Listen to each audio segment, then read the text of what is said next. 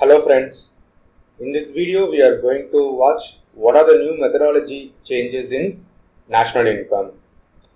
Before watching this video you have to watch previous two videos of this series, 1.0 National Income Introduction and 1.1 Measures of National Income.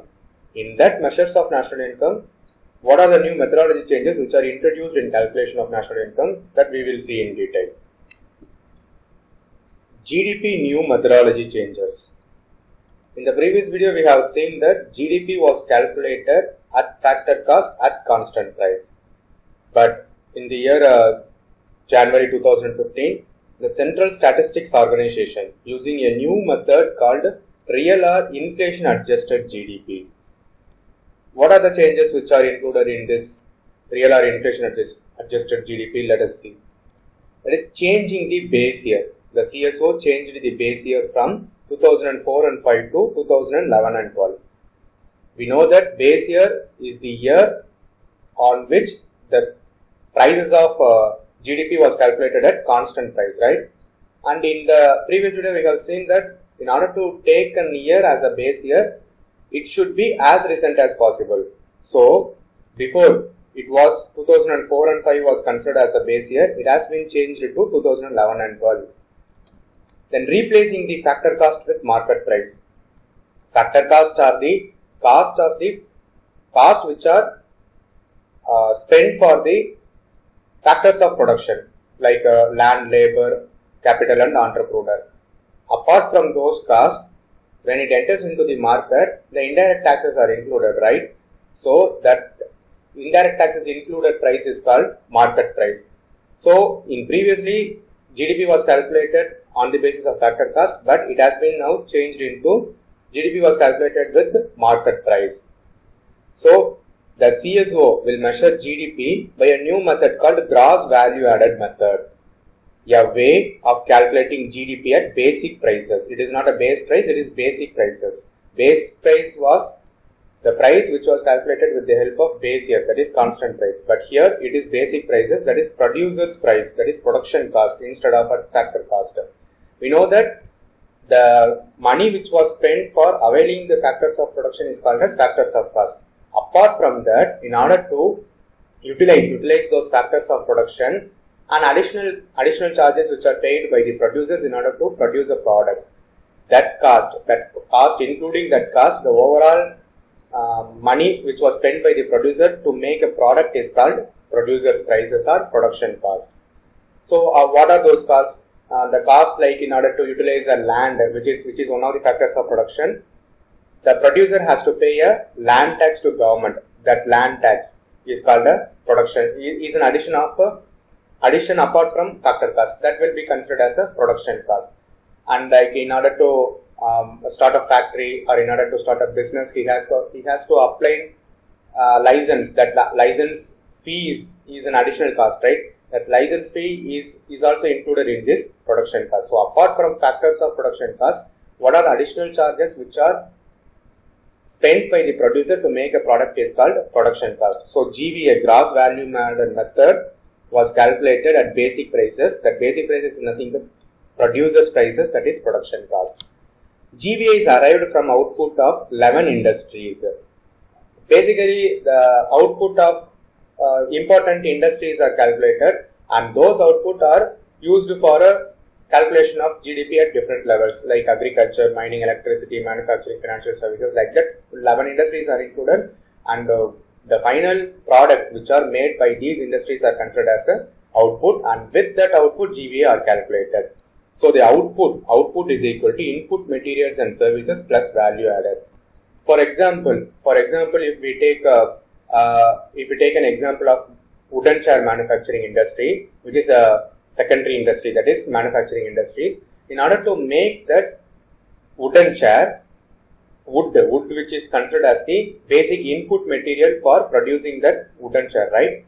That basic wood is an output of forestry activities. That forestry activities is one of the agricultural allied activities of primary industries, right? So the output of a wooden chair was nothing but input materials, that is wooden materials plus services. Services means in some services like transportation services, from which the wood was transported to the manufacturing bases, right?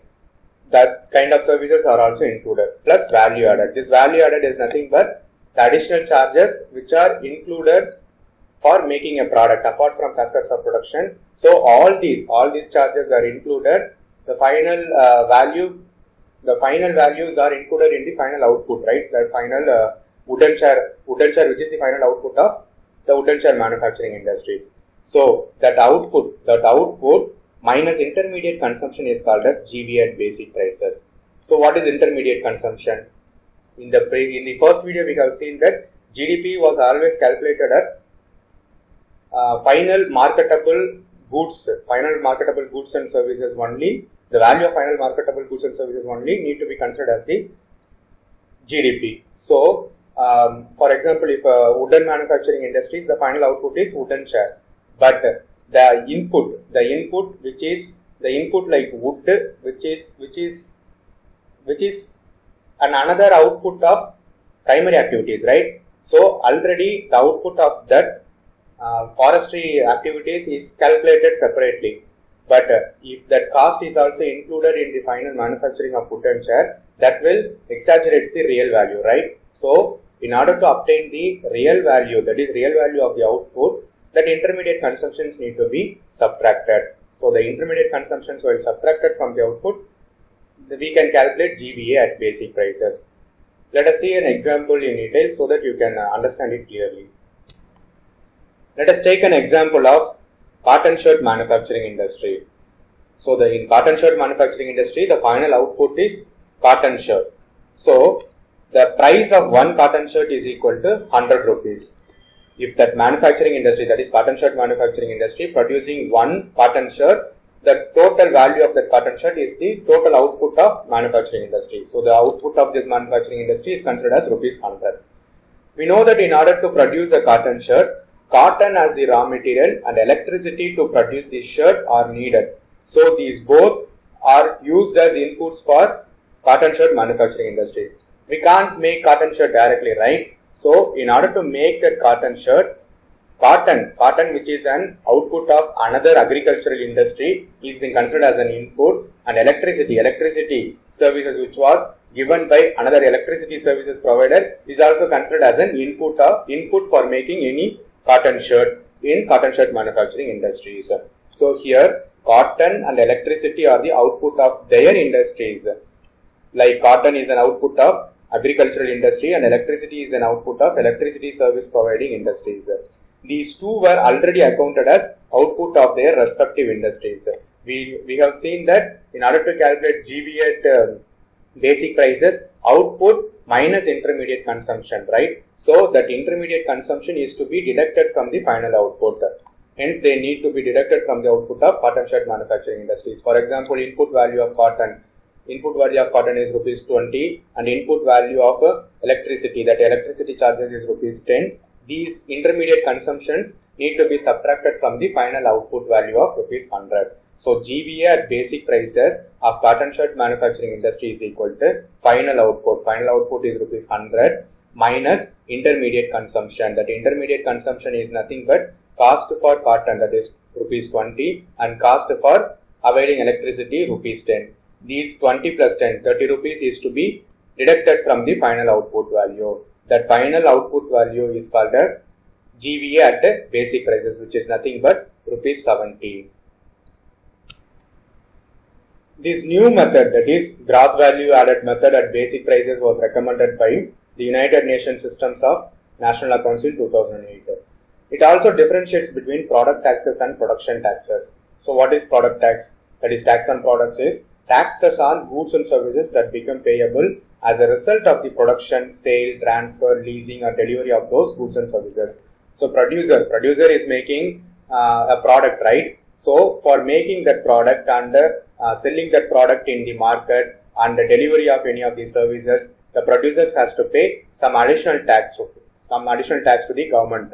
That additional taxes which is paid for delivery or production of those products is called as tax on products, like sales tax and excise duties, etc. Excise duty is the duty which is paid by the producer for producing any product, and sales tax is the tax which is paid to the government for selling any of the products. And another tax called as tax on production. Tax on production is an additional cost which was spent apart from the factors of production, right? So the amount, the taxes which is paid on those additional production is called as tax on production. It mainly consists of taxes on the ownership of land, buildings or other assets used in the production like land tax, license fee, etc. So for establishing any factory, land is one of the important factors of production, right? Paying prices for availing that land is called as factors cost. But using that land, the producer has to pay a tax to the government of India. That tax is called as land tax. And for introducing or for starting any of the business, the producer, that is the business firm, has to get license from the concerned ministries, right? That license fee is additionally paid by the producer for making any of the product. So these taxes, that is land taxes, license fee, etc., are called as tax on production. It is not tax on products, it is tax on production. For making that product, additional charges, additional taxes which are paid by the producer. And production subsidies. We have seen in the previous video that product subsidies, that is when the product, if some of the products, when it enters into the market, the prices need to be deducted for making all the sectors of peoples to buy that product, right? That subsidies which was given by government to the producer is called as product subsidies. But apart from that, here production subsidies means in order to produce a product for making that industry or building any of the indispensable products, in order to producing that product itself, the government is giving subsidies. That subsidies are called as production subsidies, like subsidies to railways, input subsidies to farmers, subsidies to village and small industries, etc. So these are the sectors where all the sectors of the people will be benefited. So to encourage the producers to involve in these kind of activities, the government is giving subsidies. The subsidies is called as production subsidies. So in the old method, we have seen that GDP was calculated at factor cost at constant prices, but it has been now changed into GDP at a constant market price, which is the new series. How the step-by-step changes from the old method to new method is been introduced, right? We will see. That is GDP at factor cost plus production taxes minus production subsidies. Because when it enters into the market, the subsidies need to be deducted, right? So the subsidies need to be deducted and taxes is to be added, right? So factors cost, that is original cost of the factors of productions in order to produce a product, that original cost plus the taxes which is paid for that production taxes minus production subsidies. The final value is called as GV at basic prices. Then the GV at basic prices plus product taxes, because when it enters into the market, the taxes on products need to be imposed by the government, right? That taxes is also paid by the consumer for availing that product. So that final market value, in that final market value, product taxes is to be added and product subsidies is to be deducted. So the after addition of these values and deduction of these values, we obtain final GDP. That final GDP is adjusted for inflation. Inflation is nothing but the general rise in the price level of any goods and services. So based upon the present situation, the final marketable values is to be adjusted for inflation, right? That adjusted inflation price is called as GDP at constant market prices. This is the new series which was introduced by Central Statistics Organization. Apart from the previous changes, there are additional changes which are introduced by Central Statistics Organization, like widening of data pool.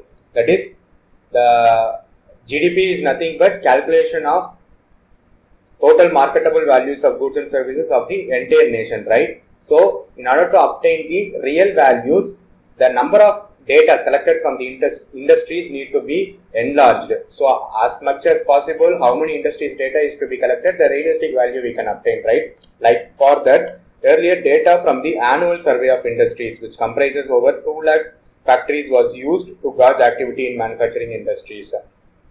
So annual survey of industries data was previously considered to calculate the final output produced by manufacturing industries. In that annual survey of industries, only 2 lakh factories was calculated. Now annual accounts of companies filed with the Ministry of Corporate Affairs, MCA 21, has been used.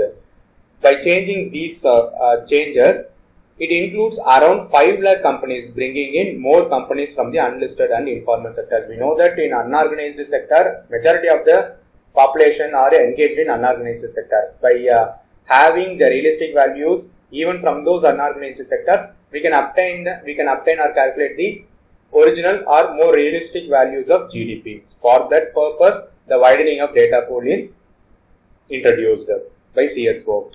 And changes in the calculation of labor income.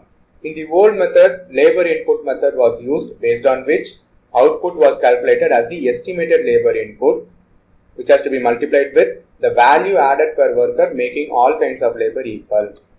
Previously, the output by each labor was calculated by labor input method. So number of labors, considering all the labors efficiencies as equal, and their estimated output, what are the products or services made by each labors, everything is to be multiplied and the final value is obtained. But in the new method, effective labor input method was used. It distinguishes workers on productivity by assigning weights to different categories of workers, such as owner, hired professional, helper, thus changing the overall output contributed by the sectors. Because the efficiency or effectiveness of different labors differs, right? So based upon the efficiencies, these output given by the labor is considered. The consideration of those output is called as effective labor input method. Changes in the calculation of agricultural income. Value addition in agriculture is now taken beyond farm produce. Livestock data is critical to new method. Value added by products of meat, including heads and legs, fat, skin, edible offal and glands of cattle, buffalo, sheep, goat and pig are also included. Previously, only farm production is considered as an output value of agricultural, which is considered as an total value or total income of agricultural sector. But now, apart from farm produce, the value added by allied sectors, that is not only the farm produce, our agricultural allied industries output is also playing a major factor in the economic sector, right? So by obtaining those value addition of allied products, we can get the more realistic value on the output in the calculation of agricultural income. So up to this, the new methodology changes is completed. And if you found this video very useful, please like it and share it among your friends and family members. Please subscribe to this channel in order to get further updates on further subject videos. And in this video, if you find anything useful or if you give any suggestions, please do comment in the below section. Thank you.